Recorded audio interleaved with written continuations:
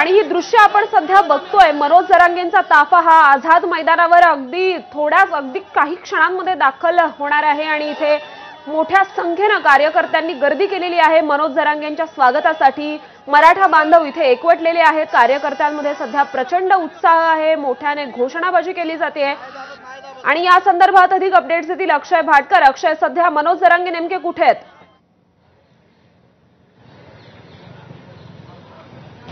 मनोज जरांगे जे आहे ते आता सध्या पीडब्ल्यू रोडवर उतरलेले आहेत। म्हणजे ईस्टर्न फ्रीवे संपलेला आहे त्यांचा आणि ईस्टर्न फ्रीवे संपवून ते आता वाडी बंदर जो परिसर आहे त्या वाडी बंदर परिसरामध्ये आहे आणि हा परिसर अतिशय जवळ आहे, अतिशय नजदीक आहे आझाद मैदानापासून। आणि इथे जर आपण पाहिलात तर हळूहळू त्यांचा ताफा जो आहे तो याच मार्गाने पुढे सरकणार आहे, पुढे जाणार आहे। आणि आता वाडी बंदरला उतरल्यानंतर पीडब्ल्यू रोड जो आहे त्या पीडब्ल्यू रोडला सध्या ते लागलेले आहे। त्यांचा ताफा आता आपल्या फ्रेम मध्ये दिसेल इतक्या जवळ ते पोहोचलेले आहेत।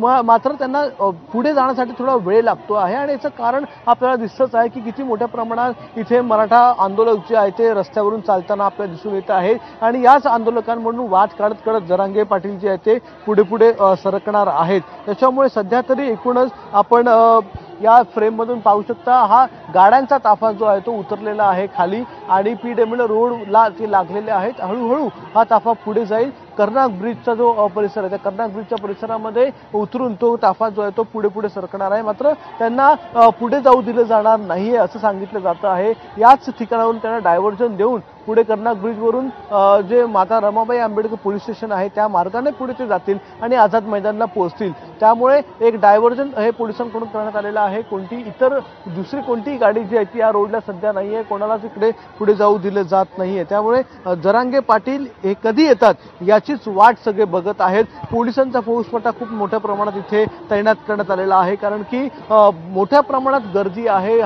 ही जी गर्दी आहे ती गर्दी बॅरिकेड्स तोडून किंवा पुढे जायला दिली जात नाहीये, सगळ्यांना एका मार्गाने जाऊ दिलं जातंय। त्यामुळे जर गरज लागलीच तर या ठिकाणी मोठ्या प्रमाणात पोलीस हवेत, यासाठी इथे पोलीस फाटा तैनात ठेवण्यात आलेला आहे। मात्र सध्या तरी शांततेने आंदोलन सुरू आहे। हे जे सगळे समर्थक आहेत किंवा आंदोलक आहेत ते हळूहळू पुढे जात आहेत आणि हळूहळू त्यांना एक जो मार्ग देण्यात आलेला त्या मार्गाने लेझिमच्या तालावर असेल किंवा डफलीच्या तालावर असेल, झांडीच्या तालावर असेल, ते हळूहळू नाचत आणि घोषणा देत पुढे जात आहेत। यावेळीची जी संपूर्ण परिस्थिती आहे त्या परिस्थितीच्या नुसार इथे कोणत्याही प्रकारे अनुचित प्रकार घडू नये याची काळजी ही मुंबई पोलिसांकडून घेतली जाते। मात्र आंदोलक देखील अतिशय व्यवस्थितपणे जो मार्ग दिले त्या मार्गानेच पुढे जाते आहेत। आपण सध्या बघताय हे सगळे आंदोलक नाचत गाचत पुढे जात आहेत। हलगी आणलेली आहे आणि त्या हलगीच्या तालावर नाचत आहेत।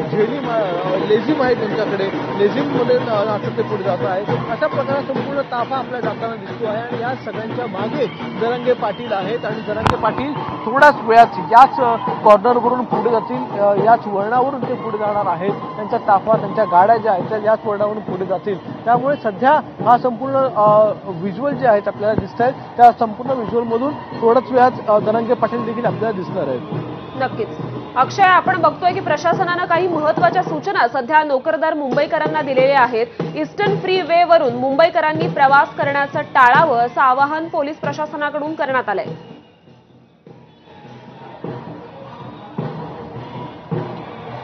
कारण की याचं कारणच हे आहे की ईस्टर्न फ्रीवे जो आहे तो पूर्णतः ब्लॉक आहे।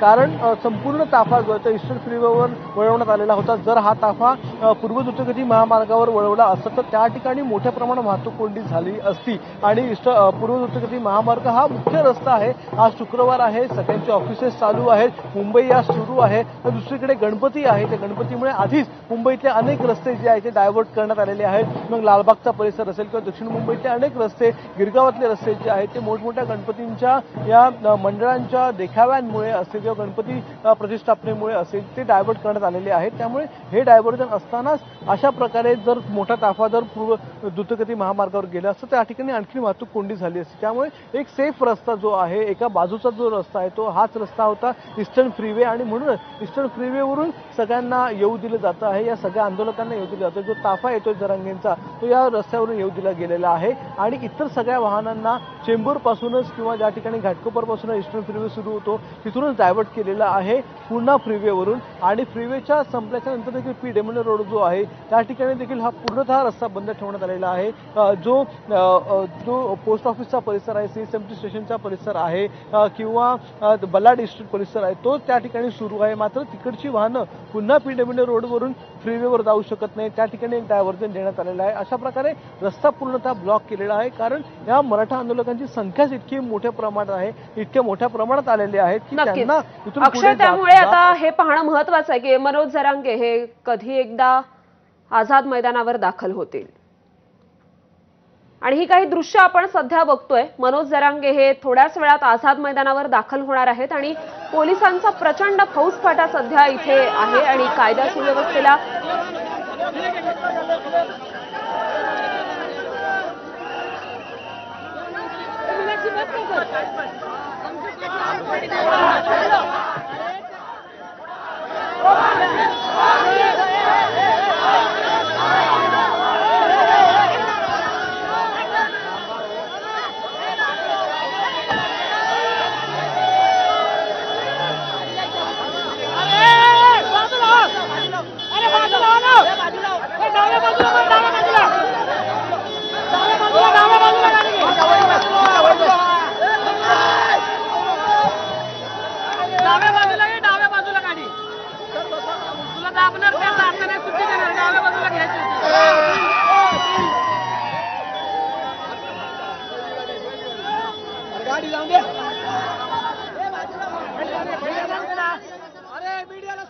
तर आझाद मैदानावर ही मराठा बांधवांची प्रचंड मोठी गर्दी सध्या आपण बघतोय आणि मनोज जरांगे पाटील हे अगदी थोड्याच वेळात आझाद मैदानावर दाखल होणार आहेत। या दृश्यांसहित बुलेटिनमध्ये अगदी छोटासा ब्रेक घेतोय, बघत रहा ABP माझा।